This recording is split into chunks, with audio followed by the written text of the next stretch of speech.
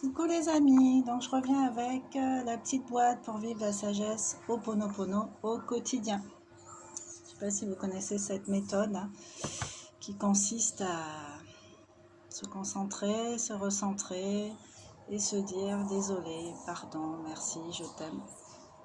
On peut parler comme ça à son enfant intérieur pour toutes les choses injustes, traumatisantes, toutes les trahisons qu'on a pu se faire à soi-même, qu'on a pu faire aux autres.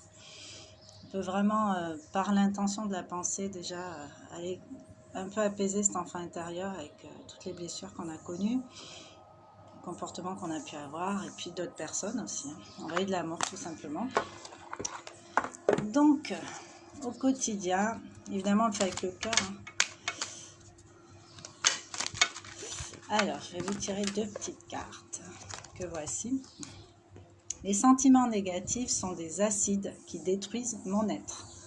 Les sentiments négatifs sont des acides qui détruisent mon être. Les sentiments négatifs comme la haine, la jalousie, la rancune, l'agressivité pervertissent notre corps, notre esprit et notre âme.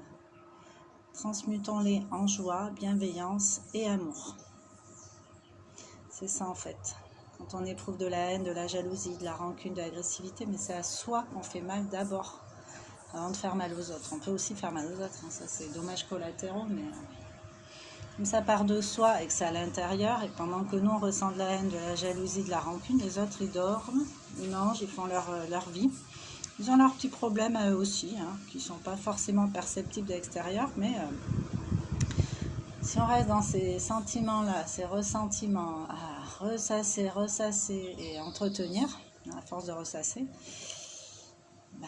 ça détruit le bien-être. Donc voilà, désolé, pardon, merci, je t'aime.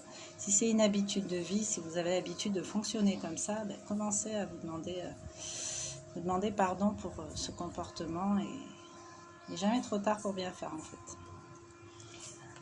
Alors, les obstacles sont des opportunités à changer. C'est ça, transformer les murs en ponts. Les obstacles sont des opportunités à changer. Si des événements nous obligent à changer de route, c'est pour que nous reprenions la direction de nos aspirations et de notre être. C'est peut-être que la situation par ici est bloquée, même si on ne s'en était pas rendu compte. Mais au final, qu'est-ce que je gagne à prendre l'autre route ? Qu'est-ce que ça va m'amener de positif dans ma vie ? Et en changeant cette formule, plutôt que de se dire mince, putain, j'avais pas envie, c'est pénible, je me sens mal avec ça, même. Changer le petit mantra en se disant waouh, peut-être ça va m'offrir d'autres opportunités. Donc si des événements nous obligent à changer de route, c'est pour que nous reprenions la direction de nos aspirations et de notre être. Voilà, alors si vous avez des expériences de vie comme ça, ce serait intéressant d'échanger dans les commentaires. Je sais que c'est pas évident de s'exposer comme ça, mais peut-être dans les grandes lignes en fait. Voilà, et les sentiments négatifs sont des acides qui détruisent mon être. Bah oui, puisque c'est à l'intérieur de soi. On a tendance à les entretenir, donc ça c'est ça qui est pas bon en fait. Comme un petit mantra, une petite prière. L'idéal, c'est de s'en rendre compte et de sortir de ça. Voilou. Donc, merci pour votre écoute.